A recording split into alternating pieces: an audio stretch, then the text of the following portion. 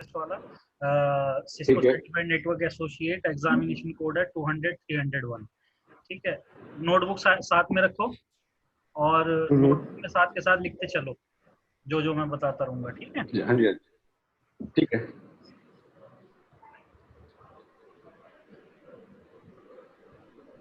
सबसे पहला काम आप ये करो, कंटेंट लिख लो।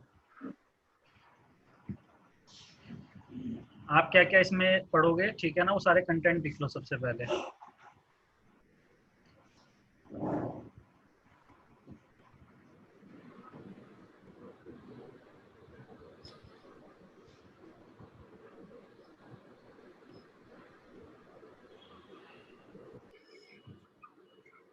कल तो संडे है।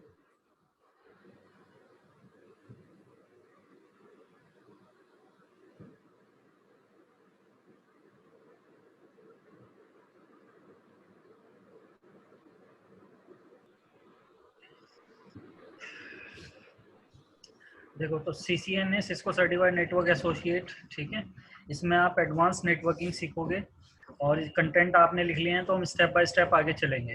ठीक है, ठीक है। तो सबसे पहले हम यही चीज़ क्लियर करेंगे, तो फंडामेंटल। अब जैसे कंटेंट में पहला कंटेंट है आपका नेटवर्क फंडामेंटल, तो नेटवर्क फंडामेंटल का यहाँ पर मतलब क्या है, या नेटवर्क फंडामेंटल बेसिकली होता क्या है, नेटवर्क का डिज़ाइन।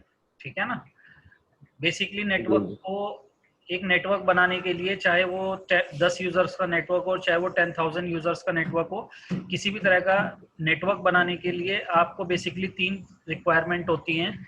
यानी आपकी फंडामेंटल नेटवर्क रिक्वायरमेंट क्या होती है, बेसिकली 3 होती हैं। पहली चीज होती है मीडिया, यानी पहली जो रिक्वायरमेंट होगी नेटवर्क बनाने के लिए, आपको मीडिया की जरूरत पड़ेगी। दूसरी रिक्वायरमेंट होगी आपकी डिवाइसेस, और तीसरी रिक्वायरमेंट होगी आपकी टोपोलॉजी। ठीक है ना, तो यहाँ पर, मीडिया, हाँ, media, device and topology. Devices and topology, इन तीनों चीजों को मिलाकर एक नेटवर्क तैयार किया जाता है। अब वो चाहे 10 यूजर्स का नेटवर्क हो, चाहे वो 10,000 यूजर्स ओके। का। ठीक है, जी, ठीक है। ठीक है। अब यहाँ पर कंसेप्ट ये है कि मीडिया, अब मीडिया में आप नेटवर्क के अंदर किस तरह का मीडिया यूज कर सकते हो। देखो, 2 तरह का मीडिया आप यूज कर सकते हो नेटवर्क के अंदर, या तो वायर्ड मीडिया होगा या वायरलेस मीडिया होगा। ठीक हाँ है जी, ना, वायर्ड ठीक। मीडिया यानी फिजिकल वायर्ड मीडिया, जिसके अंदर आप वायर्स को यूज करोगे, फिजिकली स्ट्रक्चर तैयार करोगे आप नेटवर्क का, जिसके अंदर फिजिकली आप वायर्स को यूज करोगे। अलग अलग वायर्स रहती हैं, वो भी मैं भी डिस्क्राइब करूंगा आपके सामने कौन कौन सी वायर रहती हैं। और वायरलेस नेटवर्क, इसके अंदर कोई वायर नहीं होती, इसके अंदर कनेक्टिविटी हम मशीनों की जो बनाते हैं वो वायरलेस डिवाइसेस की हेल्प से बनाते हैं, जिसे बोलते हैं एक्सेस पॉइंट। ठीक है ना, एक second. Wireless access point. Wireless device होती है। ठीक है, जैसे एपीएन का जो कंसेप्ट आता है इसी में आता है क्या सर? बिल्कुल बिल्कुल बिल्कुल। Okay sir. ठीक है, तो सबसे पहले हम फिजिकल मीडिया पढ़ेंगे। ठीक है ना, वायरलेस मीडिया में तो हमारी जस्ट डिवाइसेस एक्सेस पॉइंट, तो उसे जाकर हम आगे डिस्कस करेंगे उसके बारे में। तो पहले हम सबसे पहले जो बात करेंगे वायर्ड मीडिया की हाँ। करेंगे, यानी फिजिकल मीडिया की। तो फिजिकल मीडिया के अंदर हमारी वायर्स रहती हैं, तो कौन कौन सी वायर रहती है, जैसे यहाँ पर देखो लिखा हुआ है ये वायर्ड यानी फिजिकल मीडिया के अंदर आपको UTP, STP, ISTP, coaxial cable, fibre optic cable, ये 5 तरह का मीडिया ही आप यूज कर सकते हो अपने नेटवर्क के अंदर। अब डिपेंड करता है कि आपका नेटवर्क किस तरह का है, जैसा आपका नेटवर्क होगा उसी हिसाब से, रिक्वायरमेंट के हिसाब से आप इसमें से केबल्स को यूज करोगे।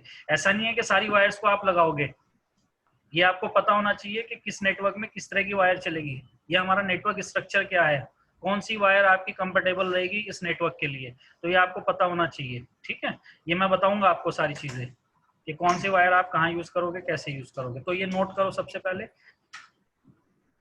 फिजिकल मीडिया में केबल्स के टाइप नोट कर लो, UTP, STP, ISTP, coaxial, fibre optic.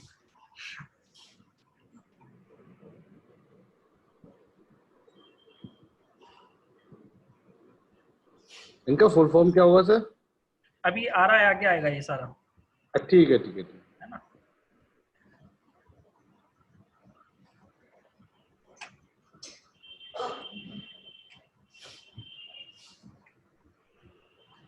कहीं पर भी समझ नहीं आएगा पूछ लेना, ठीक है, आगे हाँ मत। जी, हाँ जी, बिल्कुल बिल्कुल। हाँ, हाँ जी, हाँ जी, ऐसा नहीं है कि मैं बोले जा रहा हूँ और बस तुम नोट किए जा रहे हो, ठीक है। हाँ जी, हाँ जी, बिल्कुल। सारे डाउट पूछने हैं, जितने भी आएंगे डाउट।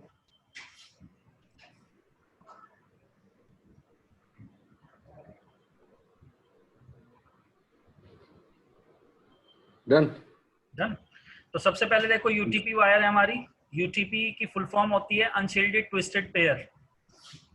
जो हमारी लैन केबल होती है, लैन केबल तो देखी होगी आपने नेटवर्क के बिल्कुल अंदर। बिल्कुल। तो लैन हाँ जी, केबल हाँ के जी, अंदर उसका स्ट्रक्चर क्या रहता है बेसिकली, 4 पेयर होती हैं उसके अंदर, यानी 8 वायर होती हैं, है ना। ऊपर जैकेट हाँ होती जी, है, हाँ जी। जैसे ये नीचे बन रही है ना हम्म, फोटो में, हाँ जी। ऐसी होती है एज इट इज। हाँ जी, हाँ जी।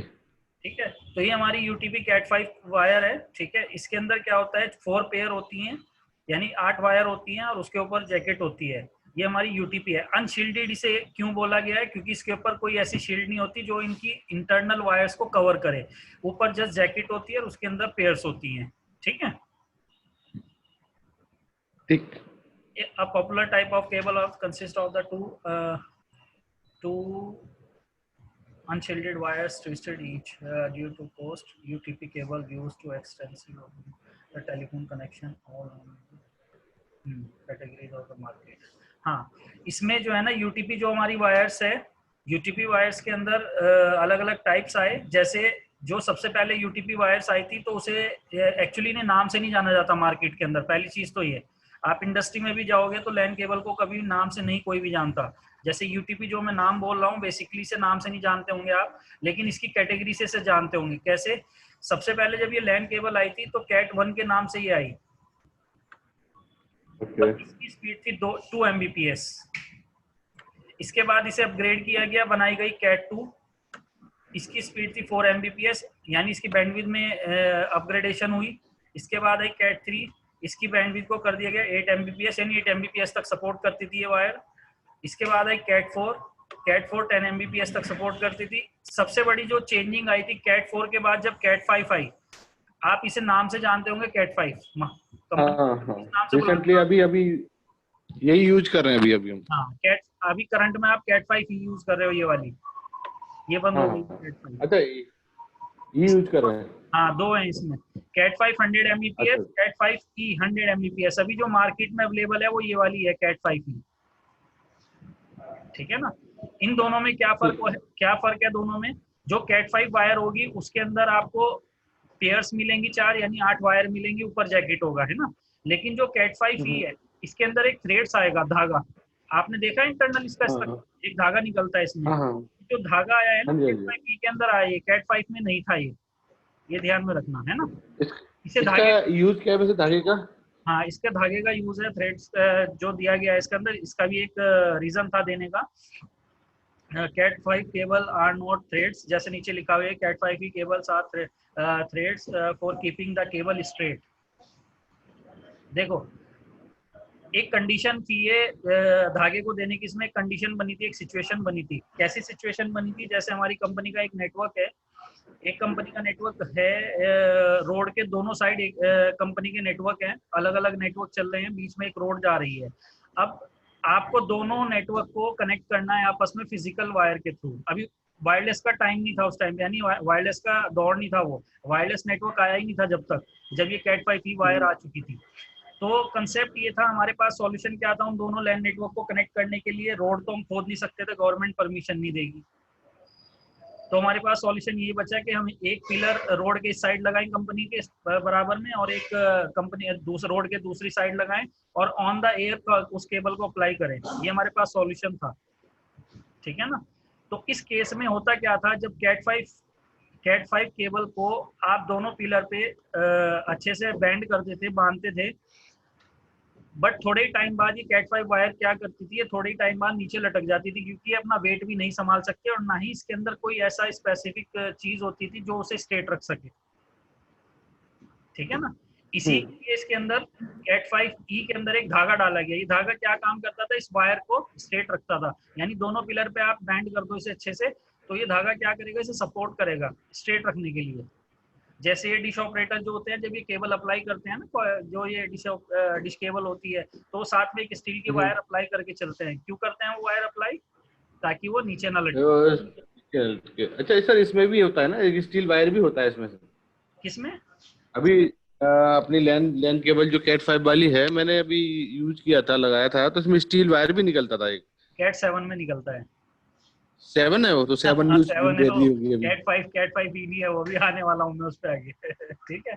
अच्छा अच्छा। बट कैट 7 जो है वो यूज में नहीं है, वो ऑर्डर पे मंगाई जाती है, मार्केट में नहीं मिलेगी आपको, बहुत ज्यादा कॉस्टली होती है वो। तो बेसिकली अगर हमारा नॉर्मल नेटवर्क है तो हमारे कैट 5 ही काम कर जाती है उस नेटवर्क में। कैट 5 भी नहीं मिलेगी। ये वाले जो स्ट्रक्चर है ये नहीं मिलेंगे अभी मार्केट में आपको। Cat 1, cat 2, cat 3, cat 4, cat 5। Cat 5 E मिलेगा, लेकिन कैट 5 ई को कोई नाम से नहीं जानता, डायरेक्ट कैट 5 ई बोला जाता है इसे। लेकिन हाँ आप हाँ नाम देखोगे ना जाकर, तो कैट 5 ई लिखा हुआ होगा, वायर्स पे देखना आप जाकर। हाँ, वो लिखा है, मैंने देखा है। ठीक है। तो ये लिख लो पहले आप, फिर आगे बढ़ते हैं। सर ये नेक्स्ट वायर आई हमारी एसटीपी, है ना। एसटीपी यानी shielded twisted pair. LAN cable ही है ये भी, जैसे हमारी कैट 5 ही है ऐसे ही ये भी लैन केबल है। बट इसके अंदर क्या कंसेप्ट था, इसके अंदर एक प्लास्टिक दी गई कैट 5। ये एसटीपी को कैट 6 बोला गया, इसको नाम दिया गया कैट 6। स्पीड इसकी भी 100 Mbps पे काम करती है ये। कनेक्टर वही RJ45 लगता है। रेंज इसकी भी 100 मीटर ही रहती है कैट 5 की तरह। कैट 5 ई की तरह इसकी भी रेंज 100 मीटर ही है। बट इसमें कैट 6 और कैट 5 ई में दोनों में क्या डिफरेंस है? कैट 6 के अंदर एक प्लास्टिक दी गई, यानी जितनी भी वायर्स हैं उन सबको शील्ड कर दिया गया प्लास्टिक से। अब इस प्लास्टिक को देने का क्या रीजन था? ये प्लास्टिक क्यों दी गई? देखो कंसेप्ट ये था, जब कंपनी के अंदर बेसिकली नेटवर्किंग की जाती है तो केबल को जब अप्लाई किया जाता है, जैसे सर्वर रूम है, सर्वर रूम से जब पूरे नेटवर्क में केबल को अप्लाई किया जाता है तो दो तरीके होते हैं केबल अप्लाई करने के। एक तरीका होता है ओपन नेटवर्किंग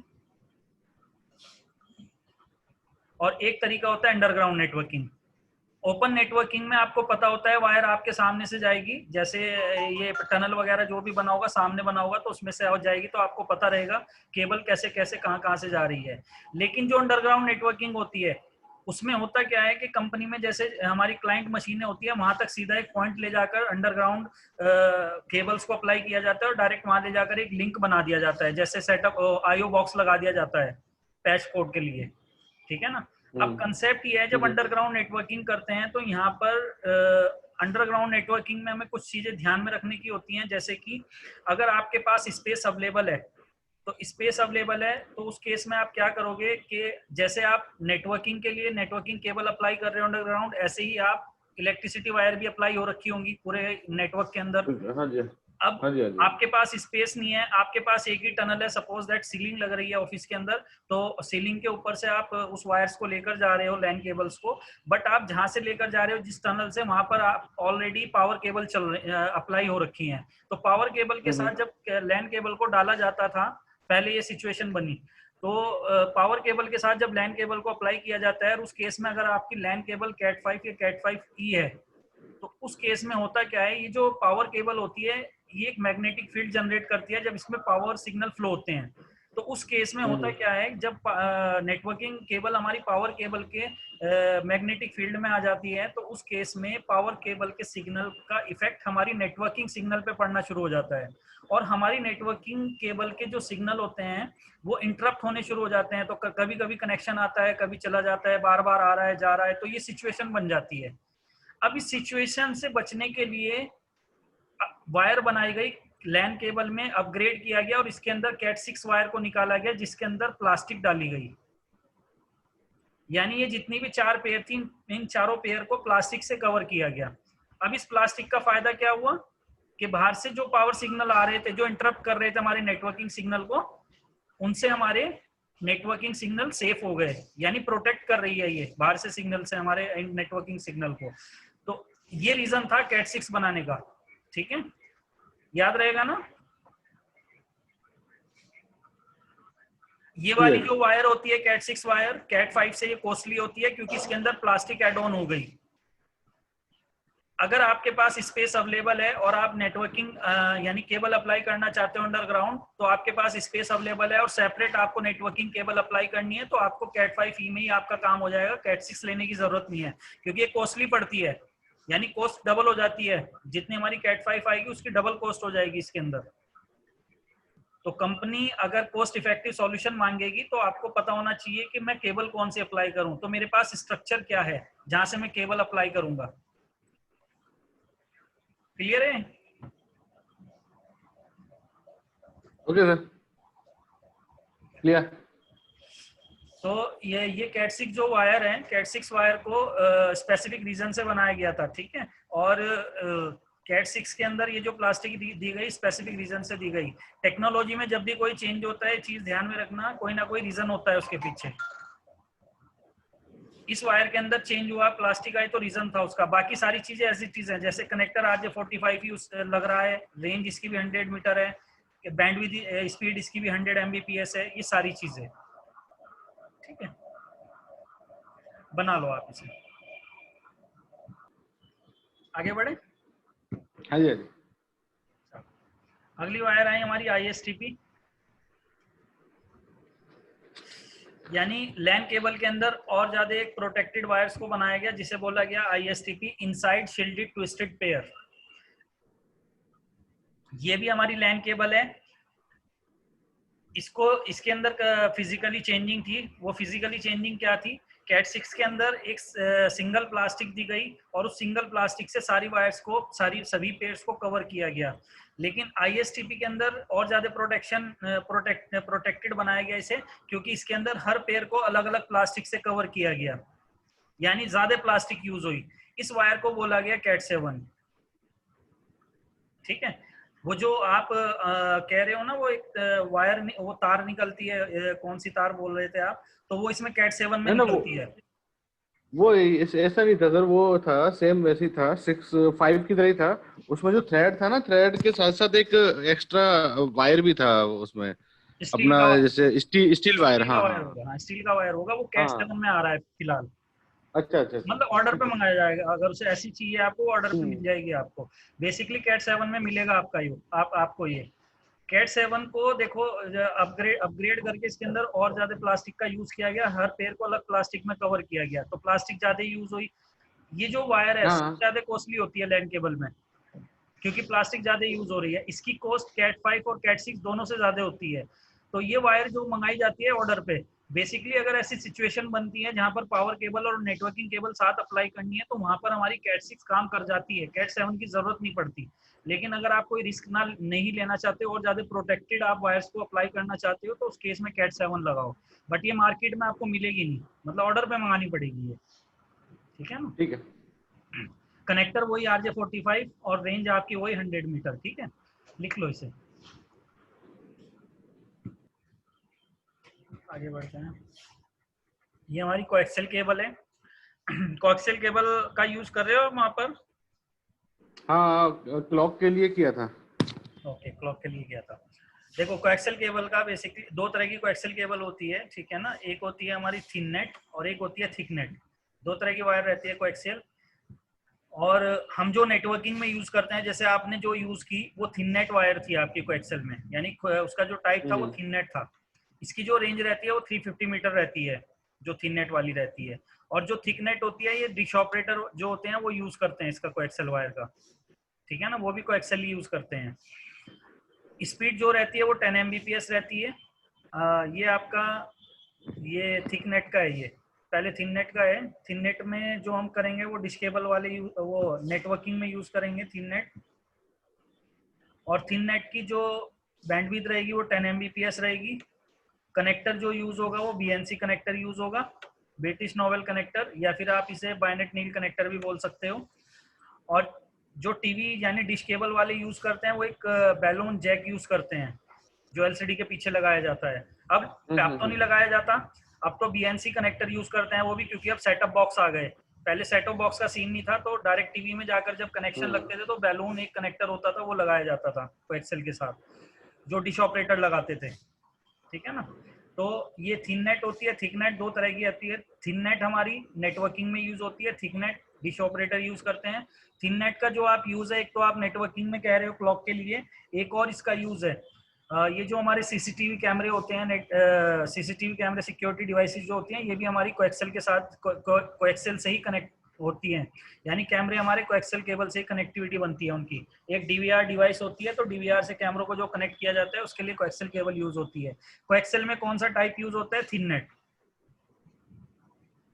थिननेट ना? हाँ, थिननेट यूज होता है। तो ये तो अभी नॉर्मली सब जगह थिननेट ही यूज कर रहे होंगे, कि नहीं, नॉर्मल रेंज में अभी 350 थिननेट नहीं यूज कर रहे। थिननेट जो आई है, कोएक्सियल जो वायर है, कॉस्टली पड़ रही है।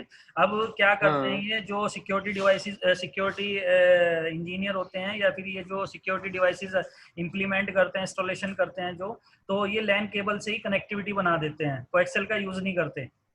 कैट 5 कैट 6 ही यूज कर लेते हैं। तो इसके लिए वो क्या करते हैं, कन्वर्टर ले आते हैं बस, कोएक्सियल टू लैन कन्वर्टर किया लगा है, के। मैंने भी किया है। यानी ये सस्ता सॉल्यूशन है ये, हाँ। क्योंकि ये कोएक्सियल केबल है, तकरीबन आपको 25 या 30 रुपए मीटर पड़ती है, ये कॉस्टली है ये। और आपको लैन केबल 8 या 10 रुपए मीटर पड़ जाएगी।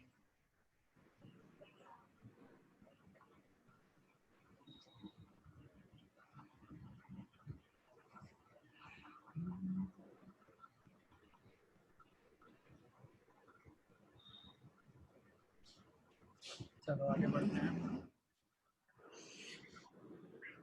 फाइबर ऑप्टिक केबल, फाइबर पे तो आपने काम किया ही है और कर ही रहे हो अभी तो फाइबर पे भी आप काम, ठीक है ना? हाँ। फाइबर ऑप्टिक केबल सबसे कॉस्टली केबल रहती है। और इसके इंफ्रा की अगर बात करें तो इंफ्रा में इसके क्या होता है, जस्ट ऊपर जैकेट होती है, अंदर से ग्लास की होती है ये। और डेटा जो ट्रांसफर होता है वो लेजर लाइट, इसके अंदर लाइट के थ्रू होता है, लेजर लाइट। इसकी जो रेंज रहती है 2 से 3 किलोमीटर रहती है। और स्पीड जो जाती है, यानी जो सपोर्ट कर सकती है, अप टू 32 जीबीपीएस तक सपोर्ट कर सकती है। वो डिपेंड करता है आपके ऊपर, आप कितने जीबी एमबी का लिंक यूज कर रहे हो। लेकिन कहाँ तक जा सकती है? अप टू 32 जीबीपीएस तक सपोर्ट कर सकती है, अगर आपका लिंक अवेलेबल है। इतनी बैंडविड्थ सपोर्ट कर सकता है लिंक। वैसे तो अभी लिंक भी नहीं बने अभी इतने हमारे 32 जीबीपीएस जो उस पर चल सके, क्योंकि मैक्सिमम जो हमारा अभी तक लिंक आया वो 10 जीबीपीएस तक का आया है। वो भी 12,000 राउटर पे मेन एक्सचेंज ऑफिस में रखे जाते हैं वो राउटर्स। नॉर्मल कोई यूज भी नहीं करता। कंपनी में ज्यादा से ज्यादा आपको लिंक मिलेंगे 1 जीबीपीएस तक। हमारे बीएसएनएल में हो रहे हैं 10G लिंक यूज कर रहे हैं। 10 गीगा यूज हो रहा है ना, तो वहां पर आपको हाँ। मिलेंगे, नॉर्मल क्लाइंट के एंड पे नहीं मिलेंगे, या कंपनी में नहीं नहीं, मिलेंगे, नॉर्मल है है ना, तो आईएसपी बीएसएनएल एंड पे ही तो बड़ा ही मिलेंगे। नेटवर्क है ना। हाँ। तो इसकी जो रेंज रहती है, ये स्पीड इतनी सपोर्ट दो तरह की होती है ये। फाइबर ऑप्टिक भी सिंगल मोड एफओसी होता है, मल्टी मोड एफओसी होता है। Single mode basically dedicated connection के लिए यूज होता है। अगर कोई कंपनी है डेडिकेटेड कनेक्शन मांग रही है, फाइबर कनेक्शन, तो उसके लिए कंपनी उसे डायरेक्ट वहीं से कनेक्शन देगी, फाइबर कनेक्शन पहले देती थी। अब तो इसका भी सॉल्यूशन निकाल दिया उन्होंने, सेटअप एक बॉक्स लगा देते हैं हर एरिया में, तो वहीं से कनेक्शन डिस्ट्रीब्यूट कर देते हैं, क्योंकि अब उनके पास बैंडविड्थ ज्यादा अवेलेबल है, तो वो वहीं से दे सकते हैं उसे। लेकिन पहले क्या होता था, डेडिकेटेड कनेक्शन अप्लाई किए जाते थे कंपनी से लेकर आईएसपी तक, तो उसका जो सारा खर्चा होता था वो जो क्लाइंट होता था या कस्टमर होता था उसी के एंड पे आता था, यानी वही उसका खर्चा उठाता था सारा, केबल अप्लाई करने का, केबल का इंस्टॉलेशन का, ये सारी चीजें। सिंगल मोड यानी डेडिकेटेड कनेक्शन के लिए यूज होती थी। Multi mode point two multi point connection के लिए यूज होती है। जैसे आपने किसी एरिया के अंदर एक बॉक्स लगा दिया, आईएसपी से लेकर उस बॉक्स तक आपने फाइबर से कनेक्शन बना दिया। अब उस एरिया के अंदर आपको नेट इंटरनेट कनेक्शन देना है या टावर लगाना है, कोई भी कनेक्टिविटी बनानी है, आप डायरेक्ट आईएसपी से कनेक्शन नहीं लेकर जाओगे। उसके लिए आप क्या करोगे, वहीं बॉक्स से कनेक्शन निकालोगे और डायरेक्ट टावर तक पहुंचा दोगे, टावर तक या क्लाइंट तक। तो उस केस में हमारी multi mode fibre optic cable use होती है। कंसेप्ट समझे या नहीं समझे? हाँ, समझ गया, पर एक एक एक थोड़ा सा और हाँ हाँ, पूछना पूछो। चाहूंगा। जैसे मैं अभी यूज किया हाँ था हाँ सिंगल मोड को, जैसे हमारा इंटर सेल्फ कनेक्टिविटी करते हैं हम, हाँ जैसे हाँ कोई भी हमने सर्वर लगाया, हाँ हाँ इंटर हाँ सेल्फ कनेक्टिविटी, तो सब रैक लगी हुई होती हैं एक उसमें ना, एक रैक हाँ में, हाँ तो उनको इंटरकनेक्ट करते हैं वो डेडिकेटेड। ठीक है, वो कंसेप्ट ठीक है, डेडिकेटेड मोड में। हाँ हाँ। डेडिकेटेड जैसे हम कनेक्शन बनाते हैं ना, हम्म। तो इंटर सेल्फ कनेक्टिविटी में हम सिंगल मोड यूज कर लेते हैं, बिल्कुल बिल्कुल। तो है ना। वही मैंने और कहा है कि जैसे दूसरा, डेडिकेटेड की जैसे, बात आ जाएगी तो वहां पर सिंगल मोड आप लगाओगे। हाँ, और जैसे मल्टी मोड का है, तो मैं मेरा जैसे सर्वर की रैक से मैं स्विच तक ले जा रहा हूँ या स्विच से राउटर तक ले जा रहा हूँ, तो फिर वो मल्टी मोड में आ जाएगा। मल्टी मोड में आ जाएगा बिल्कुल, क्योंकि स्विच के आगे कनेक्शन देने वाले हो आप। हाँ हाँ जी, हाँ है जी। ना, तो मल्टी मोड में आ जाएगा पॉइंट आपका। ठीक है, हम्म, वायर क्लियर है ये, मीडिया, हाँ जी, हाँ फिजिकल जी, मीडिया क्लियर है। हाँ जी, हाँ जी, ठीक है, पढ़ लेना इसे एक हाँ जी, बार, हो रहा है ना। बाकी हाँ कोई हाँ। डाउट होगा तो नेक्स्ट लेक्चर में वो क्लियर कर लेंगे। देखो वायरलेस नेटवर्क का एक छोटा सा स्ट्रक्चर बनाया गया है यहाँ पर। वायरलेस नेटवर्क में जैसे आपका it is a process to single transmission from one end to another end. Wireless device कहाँ है यहाँ पे, ये तो मॉडेम हो गई, ये राउटर्स हो गया, ये पीसी हो गया, ये पीसी है, तो फिजिकल स्ट्रक्चर हो गया। इसमें एक्सेस पॉइंट, एक मिनट, एक्सेस पॉइंट का स्ट्रक्चर मैं बता देता हूँ आपको।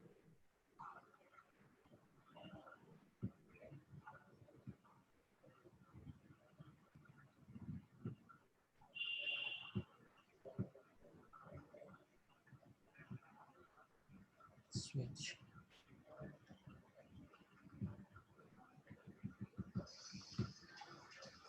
नहीं ये तो राउटर, ये फिजिकल नेटवर्क है। ये तो वायरलेस नेटवर्क के अंदर देखो यहाँ पर जैसे ये राउटर लगा हुआ है, राउटर की जगह अगर हम यहाँ पर एक्सेस पॉइंट लगाएं तो एक्सेस पॉइंट फिजिकल डिवाइसेस को कनेक्ट करेंगे, वायरलेस डिवाइसेस को कनेक्ट करेगी access point. Access point, access point तो आप यूज कर रहे हो ना, एपी, हाँ जी, हाँ जी। कौन सा यूज कर रहे हो, कौन सा ब्रांड यूज कर रहे हो आप एपी का? ऐसे तो याद नहीं है मुझे।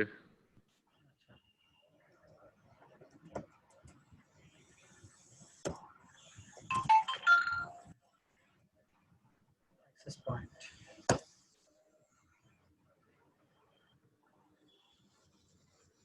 जैसे ये हमारा टीपी लिंक का, ये सब हमारे एक्सेस पॉइंट है, ये एक्सेस पॉइंट है, ये एक्सेस पॉइंट है। ठीक है ना, तो वायरलेस डिवाइसेस को कनेक्ट करने के लिए ये डिवाइसेस यूज की जाती हैं। ठीक है, ये हो गया, ये हो ठीक है। गया, ये सब एक्सेस पॉइंट हैं आपके। ठीक है,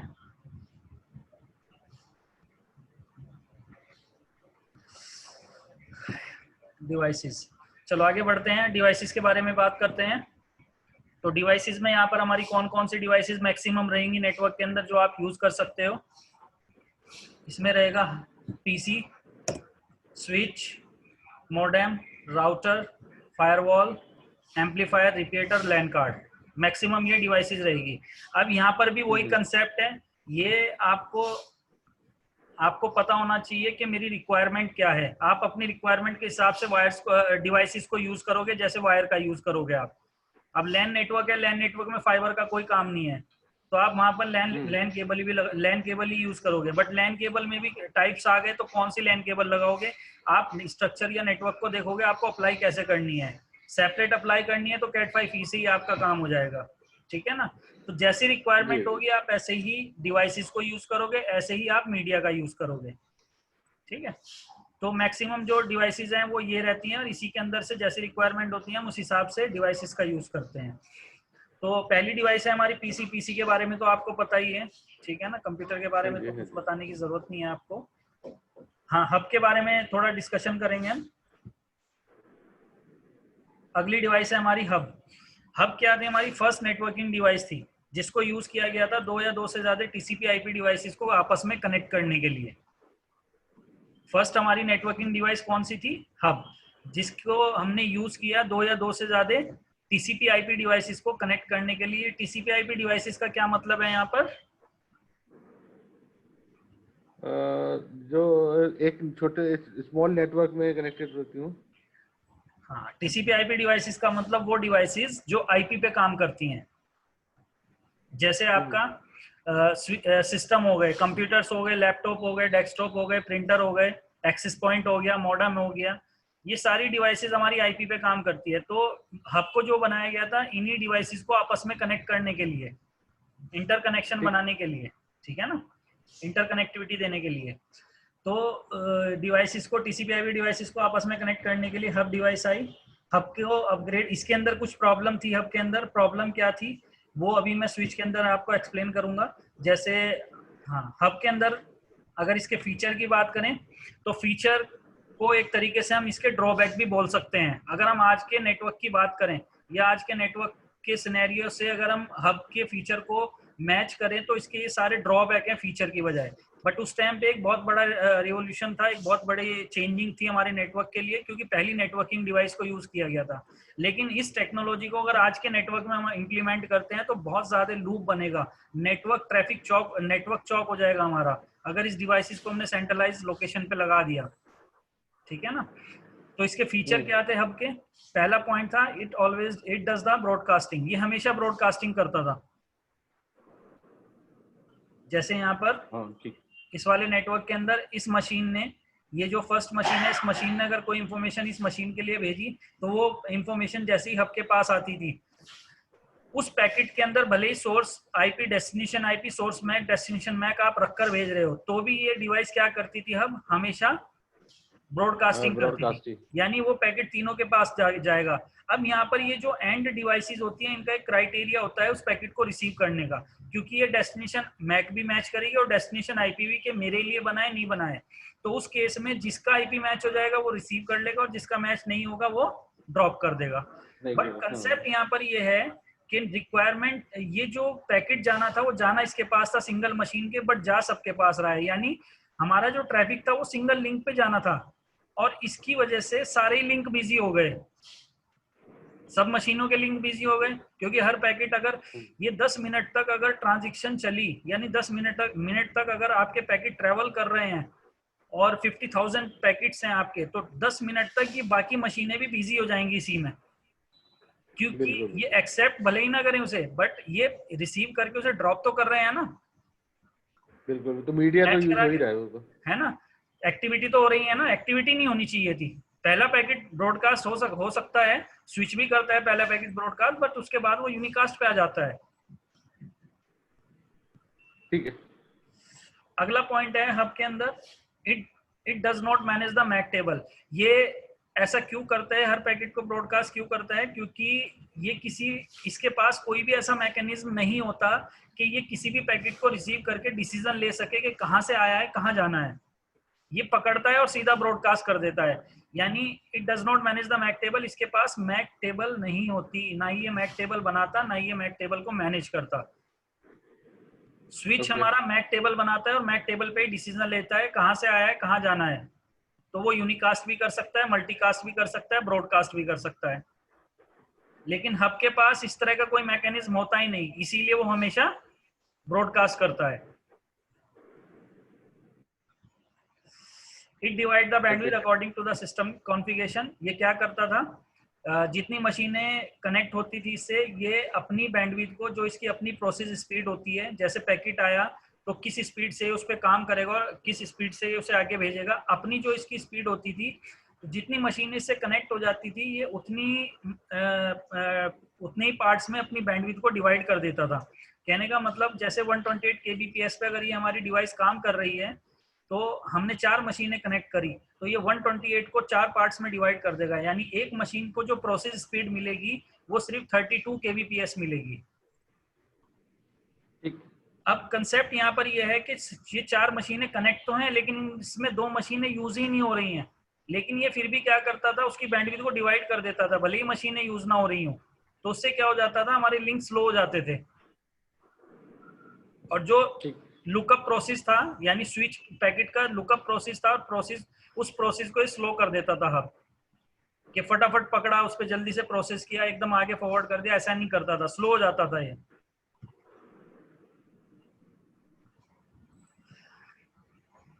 ठीक सर। मैक्सिमम 16 पोर्ट आए, 12 to 16 पोर्ट आए हमारे हब के अंदर। उसके बाद हमारा हब बंद हो गई थी डिवाइस, ठीक है ना। इसके बाद हमारा अपग्रेडेड डिवाइस आ गई थी, इंटेलिजेंट डिवाइस, जिसे बोला गया स्विच। स्विच को अगली डिवाइस हमारी स्विच आई, स्विच को इंटेलिजेंट डिवाइस बोला जाता है।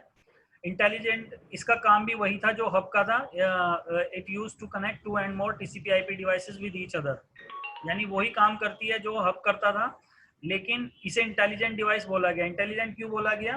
क्योंकि इसके पास मैकेनिज्म होता है डिसीजन लेने का,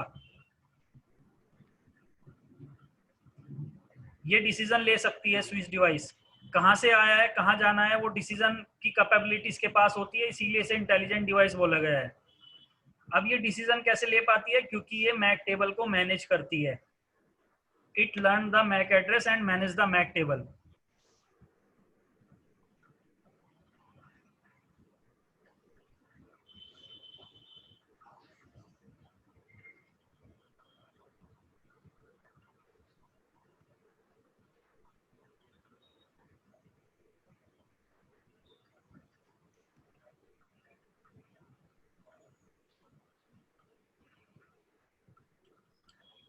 हो गया।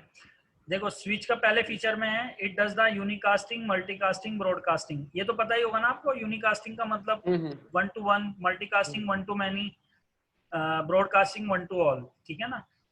स्विच ठीक है। जो है वो तीनों चीजें कर सकती है, यूनिकास्टिंग भी करती है, ये मल्टीकास्टिंग भी करती है और ब्रॉडकास्टिंग भी करती है। अब ये ऐसा क्यों कर पाती है?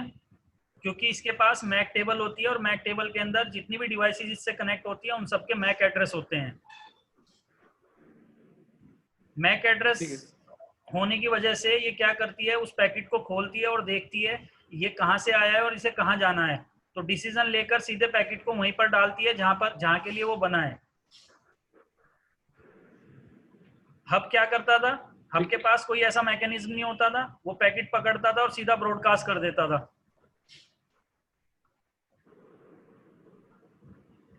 ठीक। ठीक है।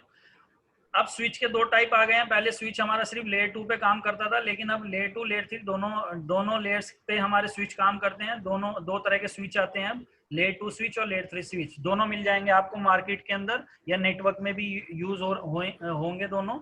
डिपेंड करता है आपकी रिक्वायरमेंट के ऊपर। अगर आप राउटर ना लगा के लेयर 3 स्विच का भी यूज कर रहे हो तो लेयर 3 स्विच आपका एज अ राउटर भी काम कर सकता है, एज अ स्विच भी काम करेगा, दोनों काम करेगा। ये हम आगे जाके स्विचिंग में पूरा डिटेल से पढ़ेंगे, है ना, प्रैक्टिकली हाँ जी। करेंगे इसके ऊपर, लेयर 3 स्विच के ऊपर। अगला पॉइंट है it support several types of the switching technology. इस पे स्विचिंग टेक्नोलॉजी भी लगा सकते हो आप, वीलैन, बीटीपी, एसटीपी, ईथर चैनल। ये हमारी स्विचिंग टेक्नोलॉजी है जो आप आगे जाके पढ़ने वाले हो। आपने ओके। हब का लिख लिया ना ये वाला? आपका, हाँ वो, लेकिन थोड़ा सा हल्का सा नोट किया जाए, पूरा नहीं। कर लो, नोट कर लो पहले। स्विच का फिर बाद में हाँ नोट करना, ठीक। पहले हब का कंप्लीट कर लो।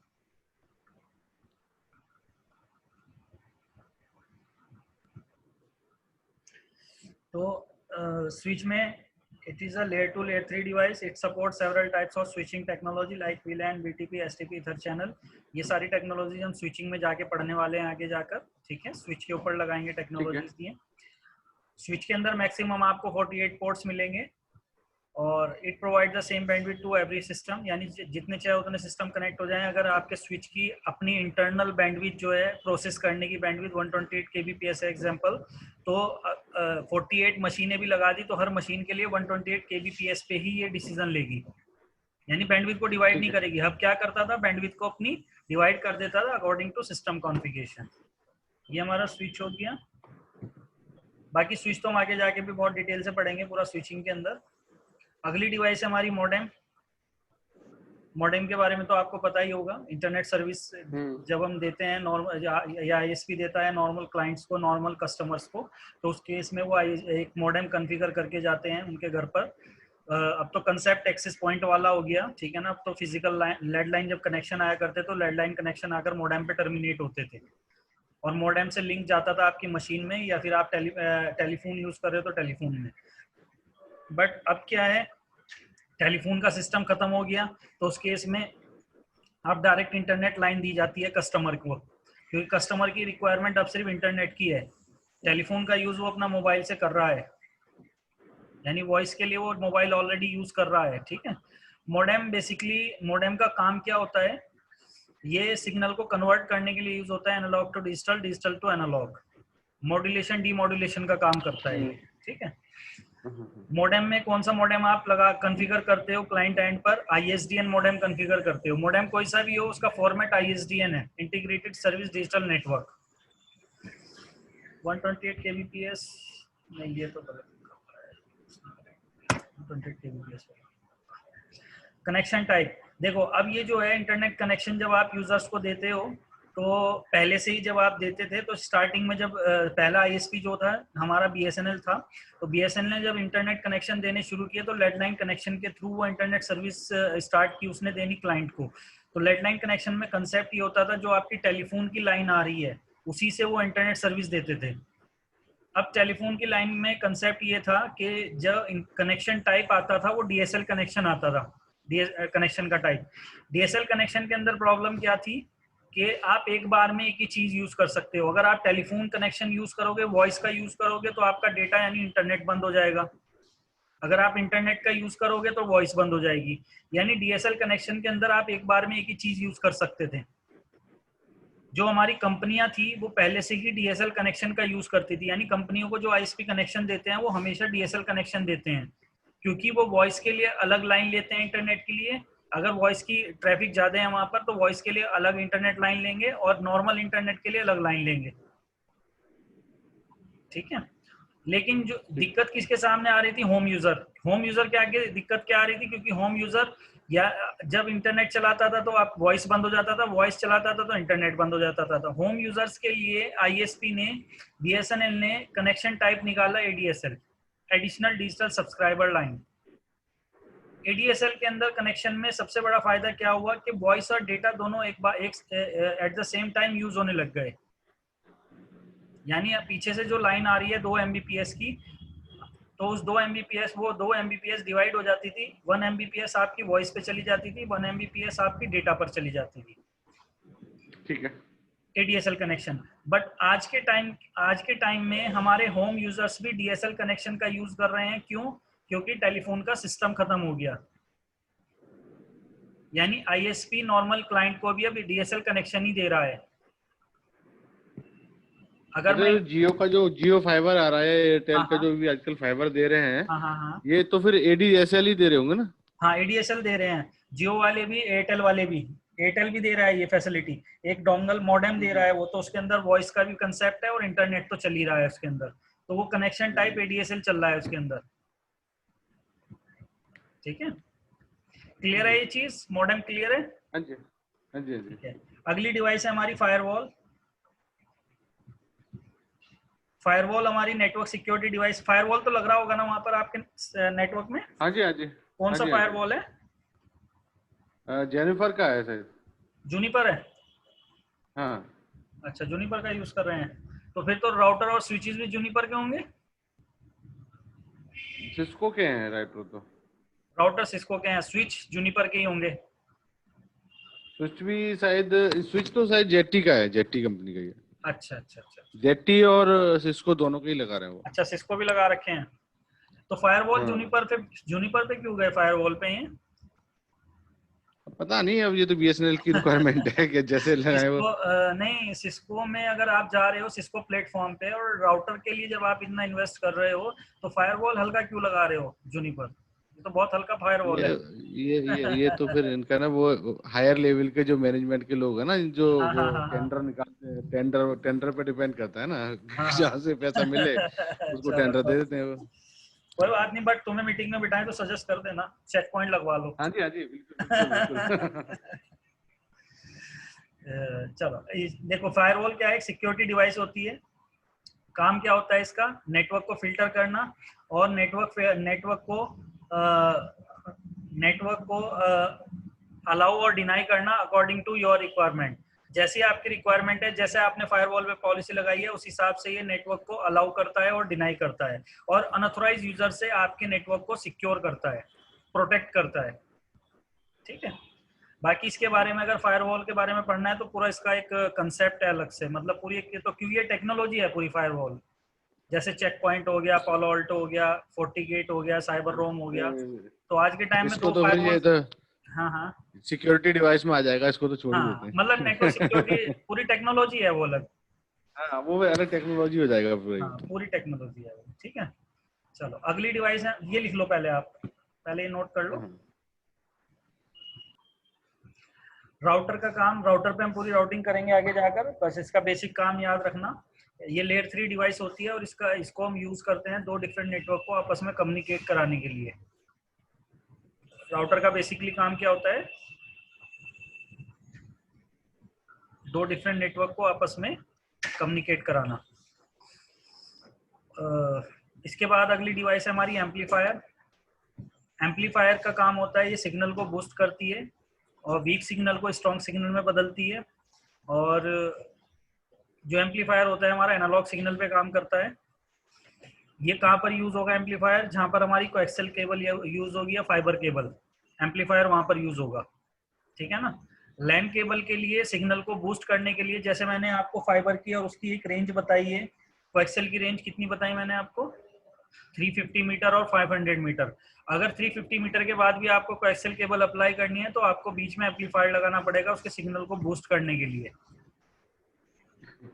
फाइबर के अंदर भी जो मैंने आपको रेंज बताई 2 से 3 किलोमीटर, अगर उससे ज्यादा आगे आपको अप्लाई करनी है तो आपको एम्पलीफायर इंप्लीमेंट करना पड़ेगा बीच में उसके सिग्नल को बूस्ट करने के लिए। अगली डिवाइस फिर आ जाती है हमारी रिपीटर। रिपीटर का भी यही काम है जो हमारे एम्पलीफायर का है, सिग्नल को बूस्ट करना, वीक सिग्नल को स्ट्रॉन्ग सिग्नल में बदलता है ये। लेकिन जो हमारा रिपीटर है वो डिजिटल सिग्नल पे काम करता है। रिपीटर को बनाया गया था बेसिकली हमारे लैन नेटवर्क के लिए, लैन केबल के लिए। लैन केबल में मैंने आपको बताया है कि 100 मीटर की रेंज होती है लैन केबल की। तो 100 मीटर से आगे अगर कोई हमारी मशीन रखी है या मशीनें रखी हैं तो उन्हें अगर आपको कनेक्ट करना है स्विच से, बट रेंज हमारी 100 मीटर से ज्यादा आ रही है, तो उस केस में आपको रिपीटर यूज करना पड़ेगा। आज के टाइम में रिपीटर हमारे बंद हो गए, लैन नेटवर्क में रिपीटर अब यूज नहीं होते रेंज बढ़ाने के लिए। क्यों? इसका रीजन है रिपीटर के फाइबर अंदर केबल। आपको सिंगल पॉइंट मिलता था, हाँ। सिंगल पॉइंट मिलता था, इसका अच्छा रीजन था अच्छा। बंद होने का, है ना। सिंगल पॉइंट कैसे कि अगर आपका स्विच रखा है सर्वर रूम में और आपको आपकी जो 4 या 5 मशीनें आपकी रखी हैं ऐसी लोकेशन पे जो हमारे स्विच से 150 मीटर पर है, यानी 100 मीटर से ज्यादा दूर है, 5 मशीनें रखी हैं, तो उस केस में जब 5 आप अलग अलग इंडिविजुअल वायर लेकर जाओगे हर मशीन के लिए अलग, तो उस केस में आपको 5 रिपीटर लगाने पड़ेंगे अलग अलग। तो इससे क्या होता था, हमारी कॉस्ट बढ़ती थी और अलग अलग हमें वो कनेक्ट करने पड़ते थे, वायर्स को अलग अलग लेके जाना पड़ता था, तो वायर की भी कॉस्ट बढ़ जाती थी और रिपीटर की भी कॉस्ट बढ़ जाती थी। आज के टाइम में इसका सॉल्यूशन क्या निकल गया? इसका सॉल्यूशन ये आ गया, आज के टाइम में छोटे छोटे स्विच आते हैं, 4 पोर्ट के, 8 पोर्ट के, 16 पोर्ट के। अगर कोई इतने डिस्टेंस पे आपकी मशीनें रखी हैं 2 या 3 या 4, आप क्या करो 100 मीटर पर एक स्विच लगा दो, 8 पोर्ट का या 16 रिक्वायरमेंट के हिसाब से। अब वो जो स्विच होगा वो क्या काम करेगा, वो वहां पर दोनों काम करेगा, point two multi point connection भी देगा और सिग्नल को बूस्ट भी करेगा, दोनों काम करेगा वो वहां पर। तो ये हमारा फायदा हुआ स्विच लगाकर। आज के टाइम में रिपीटर की जगह स्विच यूज होते हैं लैन केबल की रेंज को एक्सटेंड करने के लिए, ठीक है ना। अगली डिवाइस है हमारी लैन कार्ड। लैन कार्ड का तो आपको पता ही होगा, मशीनों पे जितनी भी डिवाइसेस टीसीपी आईपी डिवाइसेस रहेंगी हर डिवाइस पे लैन कार्ड रहेगा। ये जो लैन कार्ड पे हमारी डिवाइसेस होती है, हमारी डिवाइसेस पे जो लैन कार्ड होता है, ये लैन कार्ड पे बेसिकली 2 तरह के एड्रेस के साथ काम करता है। एक लॉजिकल एड्रेस यूज करता है ये कम्युनिकेशन के लिए, और एक करता है फिजिकल एड्रेस। लॉजिकल एड्रेस मतलब आईपी एड्रेस, आप आईपी कहाँ कॉन्फ़िगर करते हो जाकर लैन कार्ड पे। और जो फिजिकल एड्रेस है वो बाय डिफॉल्ट रहता है हमारे लैन कार्ड पे। वो जो फिजिकल एड्रेस है लैन कार्ड को कौन असाइन करता है? जो उसके वेंडर होते हैं जिसने उसे बनाया है। जैसे सिस्को की डिवाइसेस है तो सिस्को, आप सिस्को के जो भी डिवाइसेस होगी जितने उसके अंदर पोर्ट होंगे, जैसे आप राउटर की बात कर लो, अगर 4 पोर्ट हैं तो हर पोर्ट को अलग अलग मैक एड्रेस मिला हुआ होगा। स्विच है तो स्विच का सिंगल मैक एड्रेस चल रहा होगा। तो वो जो मैक एड्रेस असाइन किए हैं फिजिकली, वो किसने असाइन किए हैं? उसके वेंडर ने, जिसने उसे बनाया है। आप लॉजिकल एड्रेस मैन्युफैक्चरर को ने। चेंज कर सकते हो बट फिजिकल एड्रेस आप चेंज नहीं कर सकते, ठीक है। वो परमानेंट एड्रेस होता है आपका, ठीक है ना। तो यहाँ पर लॉजिकल एड्रेस के बारे में तो हम आगे जाकर बात करेंगे, आईपी एड्रेस पूरा डिटेल से पढ़ेंगे, लेकिन फिजिकल एड्रेस के बारे में थोड़ा समझ लो। जो हमारा फिजिकल एड्रेस होता है मैक एड्रेस, वो 48 बिट पे काम करता है। उसके अंदर 2 पार्ट्स होते हैं, 24 बिट का एक पार्ट होता है जिसको हम बोलते हैं वेंडर आईडी पार्ट, और 24 बिट का अगला पार्ट होता है जिसे हम बोलते हैं host ID part. Vendor ID में जब कंपनी उस डिवाइस को मैन्युफैक्चर करेगी तो मैन्युफैक्चरिंग के बाद उसको जो मैक एड्रेस देगी उसकी वेंडर आईडी के अंदर अपनी आईडी डालकर देगी, और होस्ट सर आईडी के थोड़ा सा, अंदर। एक थोड़ा सा होल्ड करिए प्लीज। एक कॉल आ गई। Okay okay okay. हेलो। तो लैन कार्ड 2 तरह के एड्रेस के साथ काम करता है, एक फिजिकल एक लॉजिकल एड्रेस।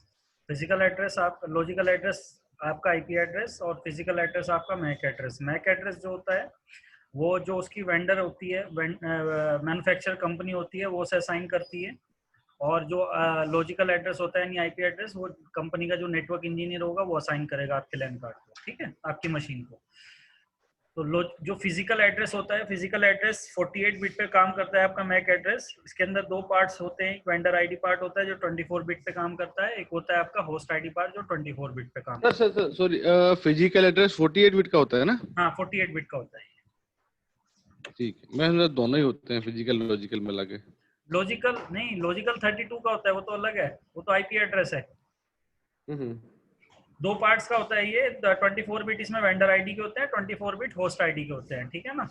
मैक एड्रेस का जो फॉर्मेट होता है हेक्साडेसिमल फॉर्मेट होता है, जिसके अंदर अल्फाबेट और डिजिट दोनों साथ में यूज किए जाते हैं, ठीक है। ये तो पता ही मैक होगा एड्रेस आपको। में ना? ठीक, हाँ हाँ। मैक एड्रेस दिखा देता हूँ आपको भैया, वैसे तो पता होगा आपको ये। हाँ हाँ, देखा है। स्टेटस, ठीक है। जैसे इस डिवाइस का मैक एड्रेस ये है, तो जो स्टार्टिंग के 6 करेक्टर हैं ये इसकी वेंडर आईडी है जिसने इसे बनाया है, और ये बाद के जो 6 करेक्टर हैं ये इसकी होस्ट आईडी है, ठीक है।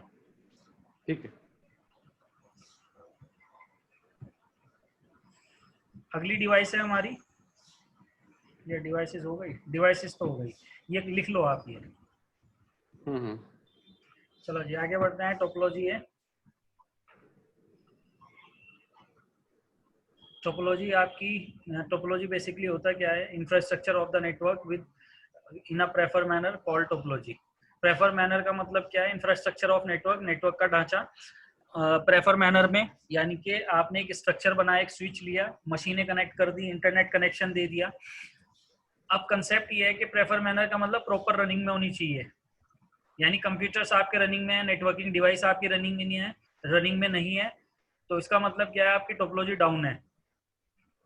प्रेफर मैनर का मतलब कि प्रॉपर रनिंग में रहना चाहिए आपका नेटवर्क, तभी वो टोपोलॉजी कहलाएगी, ठीक है। टोपोलॉजी 5 तरह की टोपोलॉजी बताई गई है, जो सिस्को जिस पे बात करता है, 5 तरह की टोपोलॉजी बताता है सिस्को। जैसे एक बस टोपोलॉजी है, रिंग टोपोलॉजी है, स्टार टोपोलॉजी है, और full mesh and partial mesh. ये 5 तरह की टोपोलॉजी हैं, ठीक है। तो सबसे पहले इसमें बस टोपोलॉजी की बात करते हैं। It is a first topology. ये हमारी पहली टोपोलॉजी थी जिसके अंदर दो या दो से ज्यादा नोड्स को आपस में कनेक्ट किया गया, in which we connect two and more devices और nodes with each other, all nodes connected with each other with the help of cable.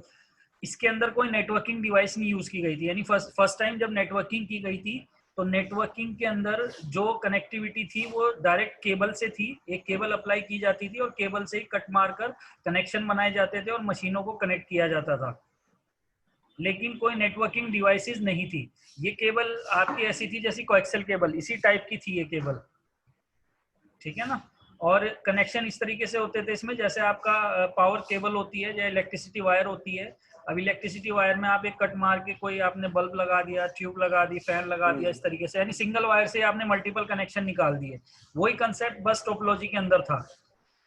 अब इस टोपोलॉजी के डिसएडवांटेजेस इसके अंदर ज्यादा थे। अगर आज के सिनेरियो के हिसाब से सोचे तो डिसएडवांटेजेस इसके अंदर ज्यादा थे, एडवांटेजेस कुछ नहीं था। सिर्फ एक एडवांटेजेस था इसके अंदर, जो डेटा ट्रांसमिशन स्पीड थी वो फास्ट थी टोपोलॉजी, बस टोपोलॉजी के अंदर। यानी अगर ये पहली मशीन को इन्फॉर्मेशन लास्ट वाली मशीन को भेज रही है तो वो इन्फॉर्मेशन सीधी वायर के ऊपर आएगी और सीधा डेस्टिनेशन के पास, सबके पास होती हुई ब्रॉडकास्ट होती हुई चलती थी वो।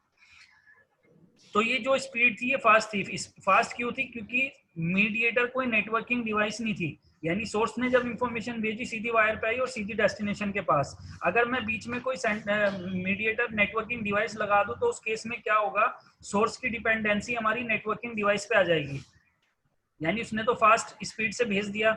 अब जो हमारी नेटवर्किंग डिवाइस है वो उसका प्रोसेस स्लो है, तो मेरी डिपेंडेंसी सारी सेंट्रलाइज डिवाइस पे आ जाएगी। तो ये इसका बस एक फायदा था कि डेटा ट्रांसमिशन जो स्पीड थी वो फास्ट थी।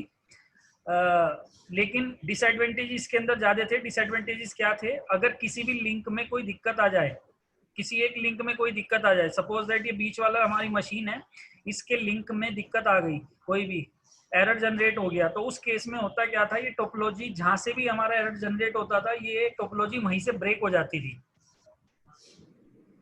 एक तरीके से टोपोलॉजी ब्रेक हो गई तो इसका मतलब क्या है, टोपोलॉजी हमारी डाउन हो गई, यानी इधर वाली मशीन इधर रह गई और इधर वाली लेफ्ट में रह गई, राइट वाली राइट में रह गई, तो टोपोलॉजी ब्रेक हो गई। तो ये इसके अंदर सबसे बड़ी प्रॉब्लम थी कि अगर एक नोड हमारा डाउन होता था या एक मशीन हमारी डाउन होती थी या कनेक्टिविटी में एरर बनता था, उसका इफेक्ट पूरी टोपोलॉजी पे पड़ता था और पूरी टोपोलॉजी डाउन हो जाती थी। ठीक है, ठीक। पहला ड्रॉबैक। दूसरा ड्रॉबैक इसका क्या था? एडमिनिस्ट्रेटिव ओवरहेड था। एडमिनिस्ट्रेटर की सिरदर्दी बहुत थी इसे मैनेज करने के लिए। इस टोपोलॉजी को मैनेज करना बहुत टिपिकल था। टिपिकल इसलिए था कि अगर आपने 10 मशीनों का भी एक नेटवर्क बनाया और केबल की थ्रू ने कनेक्टिविटी दी वही बस टोपोलॉजी टाइप से, तो उस केस में एडमिनिस्ट्रेटर को एक रैंडमली टाइम्स में जाकर हर कनेक्शन को चेक करते रहना पड़ता था, क्योंकि उसे पता है अगर किसी एक कनेक्शन में दिक्कत आई तो पूरी टोपोलॉजी डाउन हो जाएगी। तो इसलिए वो रैंडमली टाइम में जाकर हर कनेक्शन को चेक करता था। एक ड्यूटी बन गई थी उसकी ये करने के लिए, रैंडमली टाइम में जाकर चेक। आज के टाइम में जरूरत नहीं है, एडमिनिस्ट्रेटर सिर्फ सर्वर रूम में बैठा है बट वो स्विच को नहीं छेड़ रहा है, क्योंकि स्विच को क्या चाहिए? सिर्फ पावर चाहिए। तो पावर के लिए उसने बैकअप प्लान लगा रखा है ऑलरेडी वहां। अगर मेन पावर कट होती है तो जैन सेट चल रहा है, ऑनलाइन यूपीएस चल रहा है, ऑनलाइन यूपीएस बंद होता है तो जैन सेट चल रहा है। तो कई तरीके से उसे बैकअप दे रखा है। तो अगर जब तक हमारी वो नेटवर्किंग डिवाइसेस रनिंग में है तब तक हमारी टोपोलॉजी रनिंग में है। आज का सिनेरियो इतना इजी हो गया, इसीलिए 50-50 डिवाइसेस को मैनेज करने के लिए एक सिंगल इंजीनियर या 2 या 3 इंजीनियर रखे जाते हैं। ठीक है, ये बना लो, ये लिख लो।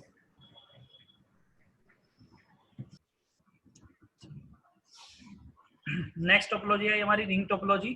तो रिंग टोपोलॉजी के अंदर जैसे नीचे सिनेरियो है, रिंग टोपोलॉजी में जितने भी नोड थे हमारे उन सबको आपस में कनेक्ट किया गया with the help of cable. इसके अंदर भी केबल का यूज हुआ, वायर का यूज हुआ, लेकिन कोई नेटवर्किंग डिवाइसेस नहीं थी। बट इसके अंदर क्या था? ये रिंग टाइप में कनेक्टिव, इसमें कनेक्शन जो बना रिंग टाइप में बना, और इसके अंदर कोई एंड पॉइंट नहीं था टोपोलॉजी का। यानी जब इसे अप्लाई किया जाता था वायर को, तो जहां से ये कनेक्शन स्टार्ट होता था वापस जाकर वहीं पे एंड कर देते थे उसे, इसका कोई एंड पॉइंट नहीं छोड़ते थे। इस रिंग टोपोलॉजी का के अंदर उस ड्रॉबैक को कुछ हद तक कम किया गया जो हमारा बस टोपोलॉजी के अंदर था। जो कमी हमारी बस टोपोलॉजी में थी उसे कुछ हद तक रोका गया, लेकिन प्रॉपर सॉल्यूशन हमें इसके अंदर भी नहीं मिला। देखो इसके अंदर क्या था, ये जो हमारी रिंग टोपोलॉजी है इसके अंदर जितने भी नोड्स थे वो सब वायर्स के थ्रू एक दूसरे से कनेक्टेड थे। और लेकिन ये जो टोपोलॉजी थी बाय डिफॉल्ट क्लॉकवाइज सिस्टम, ये क्लॉकवाइज और एंटी क्लॉकवाइज सिस्टम को यूज करती थी डेटा को ट्रांसफर करने के लिए सोर्स से लेकर डेस्टिनेशन तक। यानी रिंग टोपोलॉजी हमारी क्लॉकवाइज सिस्टम और एंटी क्लॉकवाइज सिस्टम मैकेनिज्म का यूज करती थी डेटा को ट्रांसफर करने के लिए सोर्स से लेकर डेस्टिनेशन। बाय डिफॉल्ट ये जो यूज करती थी मैकेनिज्म वो होता था क्लॉकवाइज सिस्टम। क्लॉकवाइज सिस्टम का मतलब जैसे ये हमारी पहली मशीन है, अगर ये कोई भी इंफॉर्मेशन भेज रही है इस वाली फोर्थ मशीन पर, तो ये क्लॉकवाइज सिस्टम से डेटा चलता था जैसे क्लॉक चलती है, क्लॉकवाइज सिस्टम से डेटा जाता था। अब कंसेप्ट ये है कि अगर कोई नोड हमारा बीच में डाउन हो जाता है या कनेक्टिविटी में कोई दिक्कत आ जाती है क्लॉकवाइज सिस्टम में, तो उस केस में जो हमारा सोर्स मशीन होती थी वो एंटी क्लॉकवाइज सिस्टम पे जाती थी और डेटा को डेस्टिनेशन तक पहुंचाती थी। यानी टोपोलॉजी भले ही ब्रेक हो गई हो बीच में से, लेकिन वो दूसरे वे को यूज करती थी और डेटा को डेस्टिनेशन तक पहुंचाती थी। अब ये जो था एंटी क्लॉकवाइज सिस्टम वो सॉल्यूशन था किस चीज का? सॉल्यूशन कि एक अगर नोड हमारा डाउन हो रहा है तो पूरी टोपोलॉजी डाउन हो जाती थी, टोपोलॉजी ब्रेक हो जाती थी। तो यहाँ पर टोपोलॉजी ब्रेक तो हो रही है लेकिन उसके पास दूसरा पाथ है जाने के लिए, यानी एंटी क्लॉकवाइज सिस्टम पे आकर वो हमारे डेटा को भेज सकता है डेस्टिनेशन के पास। अब कंसेप्ट ये है कि एंटी क्लॉकवाइज सिस्टम सॉल्यूशन तो था बट इसके अंदर एक प्रॉब्लम थी। प्रॉब्लम क्या थी? अभी ये जो मेरी पहली मशीन है जब ये डेटा को भेजेगी एंटी क्लॉकवाइज सिस्टम से और उसी टाइम पर कोई दूसरी मशीन का डेटा ट्रांसफर हो रहा है क्लॉकवाइज सिस्टम से, तो सेम वायर के अंदर सेम ही पाथ के अंदर जब कोई डेटा हमारा क्लॉकवाइज सिस्टम से आ रहा है कोई एंटी क्लॉकवाइज सिस्टम से आ रहा है, तो उस केस में डेटा के ड्रॉप होने का और क्रैश होने के बहुत चांसेस थे। ठीक है ना? यानी इसके अंदर डेटा बहुत drop, anti clockwise system solution तो दिया बट प्रॉपर सॉल्यूशन नहीं था, क्योंकि इसके अंदर हमारा डेटा ड्रॉप होता था। ड्रॉप किस किस कंडीशन में होता था कि अगर क्लॉकवाइज सिस्टम से कोई डेटा आ रहा है और एंटी क्लॉकवाइज से आ रहा है तो डेटा क्रैश हो जाता था। ठीक है, और इसमें भी एडमिनिस्ट्रेटिव ओवरहेड थी, मतलब सिरदर्दी थी इसमें भी बहुत, क्योंकि इसमें भी हर नोड को जाकर चेक करते रहना पड़ता था एडमिनिस्ट्रेटर को। मैनेज करना थोड़ा टिपिकल था इसके अंदर भी। सॉल्यूशन अभी भी हमें प्रॉपर नहीं मिला कि हमारी टोपोलॉजी प्रॉपर रिंग में रहे अगर कोई नोड डाउन हो रहा है तो। जो स्टार टोपोलॉजी थी हमारी पहली नेटवर्किंग पहली टोपोलॉजी थी जिसके अंदर हमने फर्स्ट नेटवर्किंग डिवाइस यूज करी जिसका नाम था हब, और सारी नोड्स को सेंट्रलाइज हमने कनेक्ट किया with the help of wire, किसके साथ, हब डिवाइस के साथ। आज के टाइम में हम हब की जगह स्विच यूज करते हैं। इस टोपोलॉजी का सबसे बड़ा फायदा क्या हुआ, सबसे बड़ा फायदा ये हुआ कि अगर मेरे दो नोड अगर डाउन भी हो जाते हैं, दो मशीनें अगर डाउन भी हो जाती हैं, बंद भी हो जाती हैं, लिंक उनके बंद भी हो जाते हैं, तो हमारी पूरी टोपोलॉजी जो होगी या बाकी के जो क्लाइंट होंगे, यूजर होंगे, मशीनें होंगी, वो सब रनिंग में रहेंगी, प्रॉपर काम करेंगी। ठीक है जी। अगर हमारे सारे नोड डाउन भी हो जाएं, यानी सारी मशीनें अगर डाउन भी हो जाएं और हमारी नेटवर्किंग डिवाइस रनिंग में है, तो याद रखना आपकी टोपोलॉजी रनिंग में है। आपकी टोपोलॉजी जब तक रनिंग में है जब तक आपकी सेंट्रलाइज डिवाइस रनिंग में है। आपकी मशीनें डाउन हो गई, कोई प्रॉब्लम नहीं है। आपकी टोपोलॉजी जब तक रनिंग में है जब तक आपकी सेंट्रलाइज डिवाइस रनिंग में है। अगर आपकी सारी नोड्स ऑन है और आपकी सेंट्रलाइज डिवाइस बंद है, तो आपकी टोपोलॉजी बंद है, यानी डाउन है। तो आज के टाइम में एडमिनिस्ट्रेटर को अभी इस टोपोलॉजी का सबसे बड़ा फायदा, कोई नोड डाउन हो रहा है उसका इफेक्ट कोई भी टोपोलॉजी पे नहीं पड़ रहा है, और टोपोलॉजी हमारी प्रॉपर रनिंग में चल रही है। यानी अगर सारी मशीनें भी बंद हो जाए तो भी हमारी टोपोलॉजी रनिंग में है, एक मशीन भी बंद हो रही है तो भी हमारी टोपोलॉजी रनिंग में है। पहला फायदा। दूसरा फायदा इसका क्या हुआ, एडमिनिस्ट्रेटर को इसे मैनेज करना बहुत आसान हो गया। किस लिए आसान हो गया, उसे सिर्फ सेंट्रलाइज डिवाइस को मैनेज करना है। यानी जब तक ये मशीन रनिंग में है, जब तक ये डिवाइस रनिंग में है तब तक हमारी टोपोलॉजी रनिंग में है, तो उसे इसे मैनेज करना आसान हो गया। और आज के टाइम में जैसे मैंने एग्जांपल पहले भी दिया आपको, जो हमारी सेंट्रलाइज डिवाइसेस होती हैं, जैसे हमारे राउटर हो गए, स्विचेस हो गए, सर्वर हो गए, ये जो हमारा पूरा सर्वर रूम होता है नेटवर्क कंपनी के अंदर, सर्वर जो रूम होता है उसे स्पेशल बैकअप दिया जाता है पावर का। यानी पूरी कंपनी के अंदर सिर्फ एक ही तरह का बैकअप रहता है कि अगर पावर कट होती है तो उसे जेनसेट पे डाल दिया जाता है, ऑटो जेनसेट।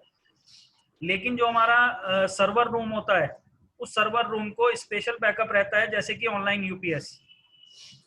ऑनलाइन यूपीएस का क्या फायदा है, उसका पावर बैकअप ज्यादा होता है, एक एक हफ्ते का बैकअप दे सकता है वो।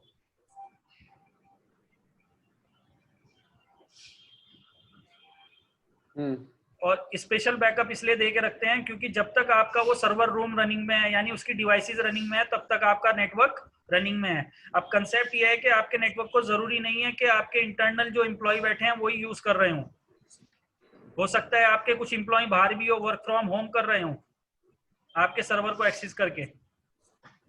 ठीक है ना।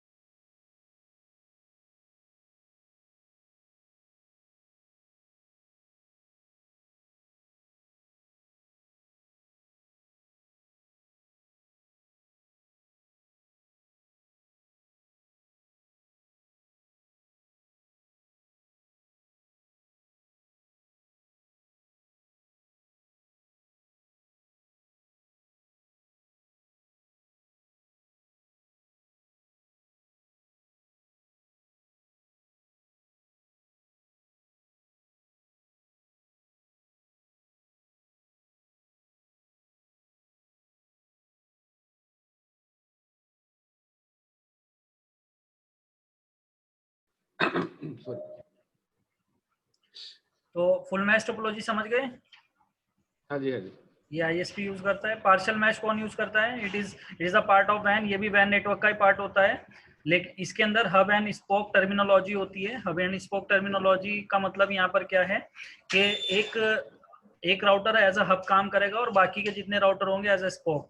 तो हब का मतलब यहाँ पर वो हब डिवाइस नहीं है, समझ रहे हो ना? हब का मतलब है सेंट्रलाइज कर देना नेटवर्क को। जैसे कंपनी हमारे जो बैंक होते हैं और जो हमारा कॉर्पोरेट है, जितना भी कॉर्पोरेट इंडस्ट्री है, जैसे हमारी आईटी की इंडस्ट्री है पूरी, ये पूरी इंडस्ट्री और हमारा बैंक स्ट्रक्चर पूरा हब एंड स्पोक टर्मिनोलॉजी पे काम करती है, यानी पार्शियल मैश टोपोलॉजी का यूज करती है। क्योंकि इसके अंदर क्या होता है, एक हेड ऑफिस होता है, बाकी सारी ब्रांचेस होती हैं। तो हेड ऑफिस क्या होता है इसमें, एज अ हब काम करता है, तो वहां पर जो राउटर रहते हैं वो एज अ हब काम करेंगे, और जितनी भी ब्रांचेस रहेंगी वो हमारी डायरेक्टली कनेक्टेड होंगी हब राउटर से, यानी डायरेक्ट हेड ऑफिस से या रीजनल ऑफिस से कनेक्ट रहेंगी। ठीक है? ठीक है। तो ये जो हब एंड स्पोक टर्मिनोलॉजी है या हब एंड स्पोक जो स्ट्रक्चर है, ये हमारा पार्शियल मैश का पार्ट होता है। और इसके अंदर जितने भी स्पोक रहेंगे वो डायरेक्टली कनेक्टेड रहेंगे हब राउटर से, स्पोक टू स्पोक कनेक्ट नहीं रहेंगे सिक्योरिटी के पर्पज से। क्योंकि जो हब है वो हमारा हेड ऑफिस है, तो स्पोक अगर यानी एक ब्रांच से कोई भी इंफॉर्मेशन निकलेगी तो पहले हेड ऑफिस में जाएगी, हेड ऑफिस दूसरी ब्रांचेस को अपने आप अपडेट करेगा, लेकिन ब्रांच टू ब्रांच कोई भी अपडेट नहीं जाएगी।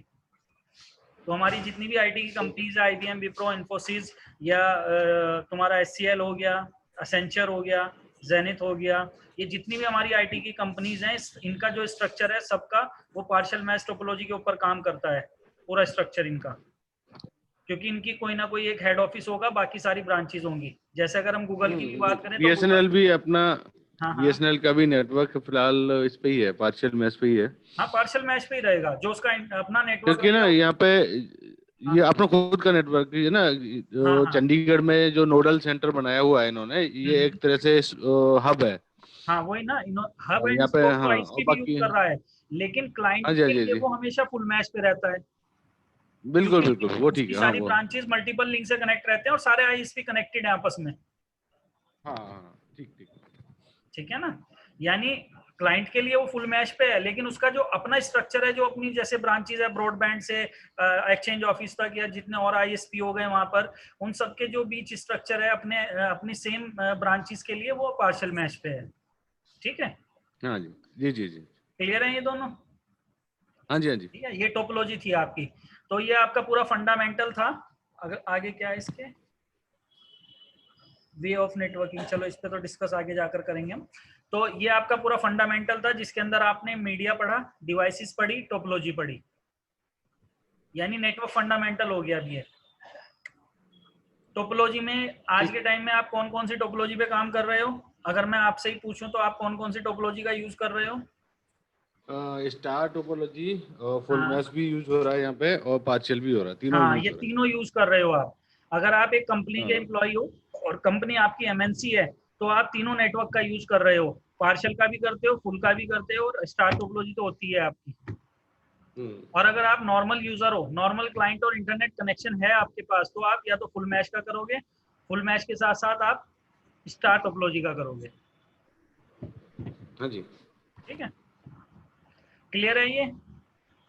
हाँ जी, हाँ जी। ठीक है, चलो बाकी फिर मंडे में करते हैं। मंडे में किस टाइम अवेलेबल रहोगे बताओ? मॉर्निंग में कर लीजिएगा सर, शाम को इवनिंग टाइम में ही कॉल आने लग जाती है ना, इशू आ जाता है तो। चलो कोई हाँ, और बात नहीं, नेटवर्क में कोई, ओके, मॉर्निंग में किस टाइम तक बताओ? 9 9 o'clock कर लेते हैं। अच्छा, 9 o'clock कर लेना स्टार्ट, 9 to 10:30 कर हाँ लेंगे। जी, ठीक है? ठीक है, ठीक है, तो ठीक नाइन है। ओ क्लॉक तो ऑफिस में रहोगे ना? मैं लेट चला जाऊंगा, बीएसएनएल में कौन आ रहा है आजकल।